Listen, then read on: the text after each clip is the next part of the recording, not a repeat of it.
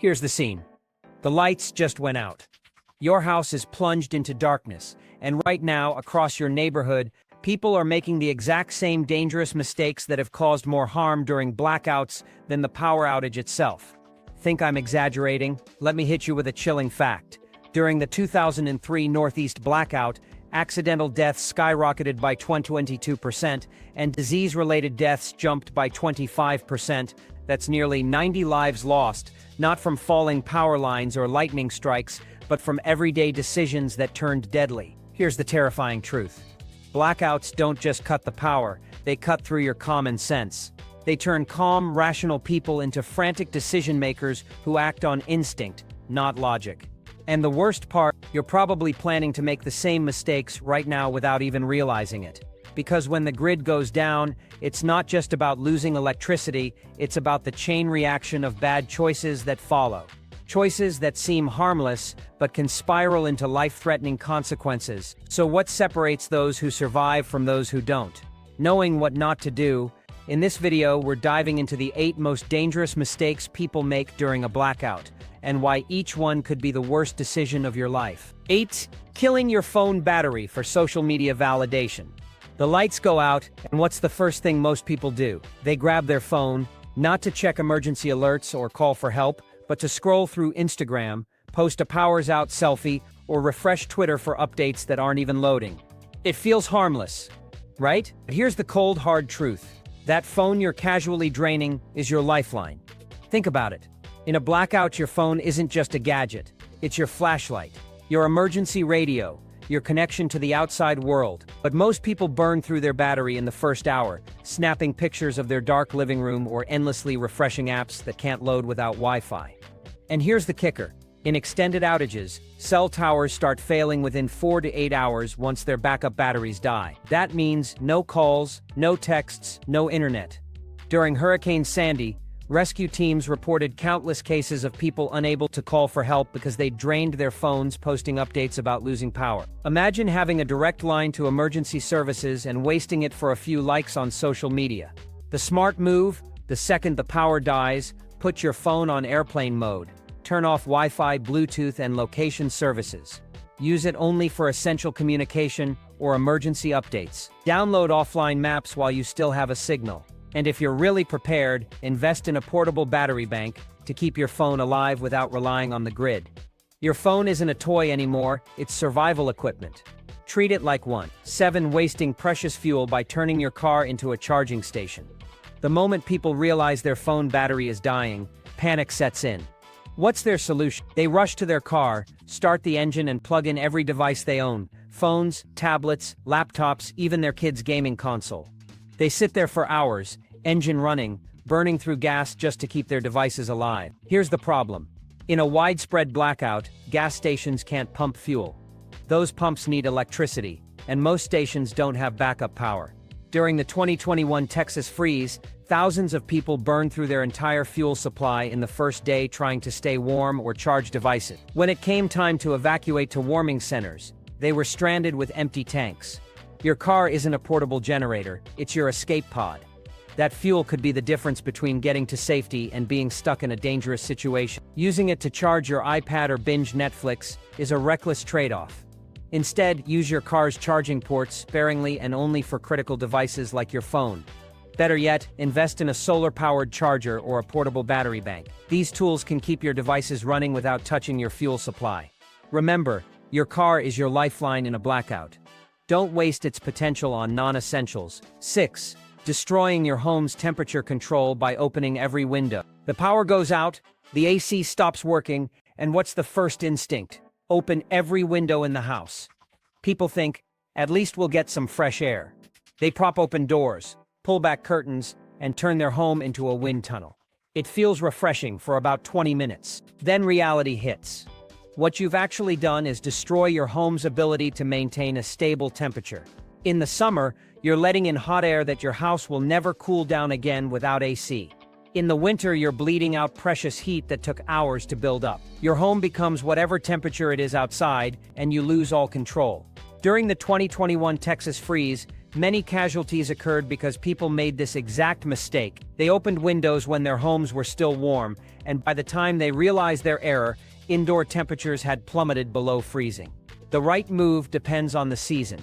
In winter, seal everything tight and focus on insulating one small area of your home. Use blankets, towels, or even furniture to block drafts. In summer, only open windows at night when the outside temperature drops below the indoor temperature. Seal everything up again before dawn to trap the cooler air. Your house is a thermal battery, don't drain it thoughtlessly. 5. Panic eating your best food and wasting vital calories. The power goes out, and people immediately raid the fridge. They think, this steak is going to spoil anyway, might as well enjoy it now. Out comes the barbecue grill, and suddenly it's a blackout feast, ribeye steaks, premium ice cream, fancy cheeses, all consumed in the first few hours. Here's the problem, they're assuming the power will come back soon. But what happens when the outage stretches into day 2, 3, or longer? They're left with crackers and canned beans, while their neighbors who planned better are still eating balanced meals.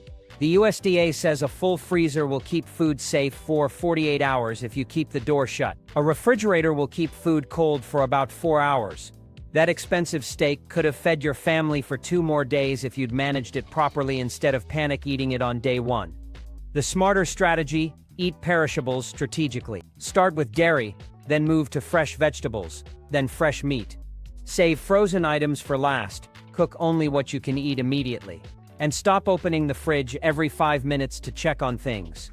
Every time you open that door, you're accelerating the spoilage of everything inside. Food preservation is a critical skill in a blackout. Treat your fridge like a treasure chest, not a buffet. 4. Turning your home into a tinderbox with candles. The power goes out, and suddenly everyone's inner pyromaniac comes alive. Candles are lit in every corner of the house, on countertops, near curtains, on wobbly coffee tables, and even on top of TVs. People grab whatever they can find: decorative scented candles that burn unevenly, birthday candles stuck into makeshift holders, or even worse, DIY oil lamps made from cooking oil and paper towels. It might feel cozy or even nostalgic, but here's the harsh truth: it's a catastrophe waiting to happen. The reality is that candles are one of the leading causes of house fires during blackouts. According to the National Fire Protection Association, candles spark over 7,600 house fires annually in the U.S., and blackouts are prime time for these numbers to spike. During the 2003 Northeast blackout, multiple families lost not just their power but their homes, all due to fires caused by careless candle use. It's a sobering reminder of just how dangerous open flames can be, especially when combined with the chaos of a power outage. Think about it. In a dark, unfamiliar setting, you're placing open flames throughout your home where kids, pets, or even a gust of wind could easily knock them over. Curtains, papers, or furniture can ignite in seconds. And before you know it, your cozy candlelit room becomes an inferno. And here's the kicker: in a blackout, emergency response times are often delayed. Fire trucks may struggle to navigate darkened streets, and if your smoke alarms run on electricity, they'll likely be out of order when you need them most. The smarter, safer choice: ditch the candles altogether. Instead, invest in LED flashlights or battery-powered lanterns.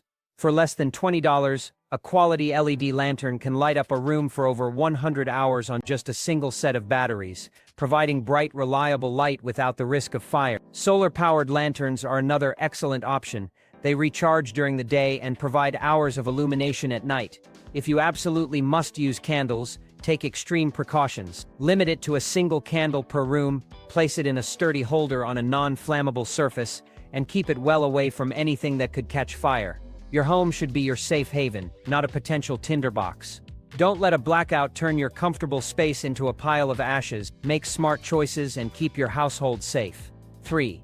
Ignoring your neighbors and going it alone. When the lights go out, many people retreat into their own bubbles. They lock their doors, light their candles, and hunker down, assuming everyone else is doing just fine. After all, your neighbors are adults. They know how to handle a blackout. Right, wrong. That assumption can have deadly consequences. Here's the harsh reality: the neighborhoods that get through blackouts the best are the ones where people come together and help each other. In contrast, the communities that suffer the most are often those where everyone isolates themselves, waiting for someone else to step up. Think about it. The elderly couple next door might rely on life-saving medical equipment that just stopped working. The single mom across the street could be sitting in the dark with her kids, too scared or embarrassed to ask for help. What about the guy down the block with diabetes? He might be panicking because his insulin needs to stay cool, and he didn't have a backup plan. These are real, preventable emergencies that arise during power outages, and ignoring them can lead to tragic outcomes. Research from Yale and Johns Hopkins shows that power outages significantly increase health emergencies, many of which are preventable with basic community coordination. Something as simple as sharing ice packs, battery-powered radios, or a portable power bank can save lives. Even a quick conversation to check in with your neighbors can make a big difference. Knowing who has medical needs, who has extra supplies, and who might need assistance creates a safety net that benefits everyone. The first hour of a blackout is critical. Instead of locking yourself away, take action. Knock on your neighbors' doors, share phone numbers, and find out who might need help. Identify key resources like generators, first aid kits, or communication devices, and pool them together. Create a simple check-in system to ensure everyone is accounted for during the blackout. Remember, isolated households often become statistics, but connected neighborhoods become survivors. In a time of crisis, your community can be your greatest strength. A little effort to help each other goes a long way in turning a blackout from a frightening experience into a manageable one. Don't go it alone. Band together and make sure everyone gets through safely. 2. Treating the blackout like a party. The lights go out, and what's the first reaction for many people? They grab a bottle of wine, crack open a beer, and light some candles for ambiance. It feels like an impromptu romantic evening or a cozy family gathering, a way to make the best of an inconvenient situation. But here's the hard truth. Treating a blackout like a party can be one of the most dangerous mistakes you can make. Alcohol might seem like a harmless way to pass the time, but it's actually a recipe for disaster in a crisis. For starters, it impairs your judgment and decision-making abilities. The last thing you want when you might need to act quickly, whether it's evacuating, making critical decisions, or responding to an emergency. Being impaired can slow your reflexes and dull your instincts, potentially costing you precious time. Beyond that, alcohol interferes with your body's ability to regulate temperature, which can be deadly during extreme weather events. If you're dealing with freezing conditions or a heat wave, alcohol makes you more vulnerable to hypothermia or heat exhaustion. During the infamous Texas freeze, emergency rooms were flooded with cases of people who made dangerous, even catastrophic mistakes because alcohol clouded their thinking. And it's not just about poor decisions. Alcohol dehydrates you, which is a significant issue in a blackout where clean water may already be scarce. Dehydration can lead to fatigue, confusion, and an increased risk of heat or cold stress, compounding the dangers you're already facing. The first 24 hours of a blackout are the most critical. That's the window when you need to be sharp, alert, and ready to adapt to rapidly changing conditions. It's not the time to relax or let your guard down. Instead, focus on securing your environment, gathering essential supplies, and staying as physically and mentally prepared as possible. Save the drinks for when the power is back on, the water is flowing, and you know everyone you care about is safe. A blackout isn't a holiday or a break from reality, it's a survival scenario. Treat it accordingly, and you'll be in a much better position to face the challenges ahead. When? Waiting too long to take action. This is the ultimate mistake, the error that underpins all the others, doing nothing. When the power goes out, most people adopt a wait-and-see approach. They assume it's a minor outage that will be resolved in a few minutes, so they sit in the dark, light a candle, and wait. They wait to fill water containers, wait to charge their devices, wait to check on their neighbors, and wait to gather supplies. But here's the brutal truth. By the time you realize the blackout is serious, it's already too late. Stores will be mobbed, gas stations will be out of fuel, and emergency services will be overwhelmed. You'll go from being ahead of the curve to being dangerously behind it. During the 2003 Northeast blackout, over 50 million people lost power for up to 4 days. The people who fared the best weren't necessarily those with stockpiles of supplies.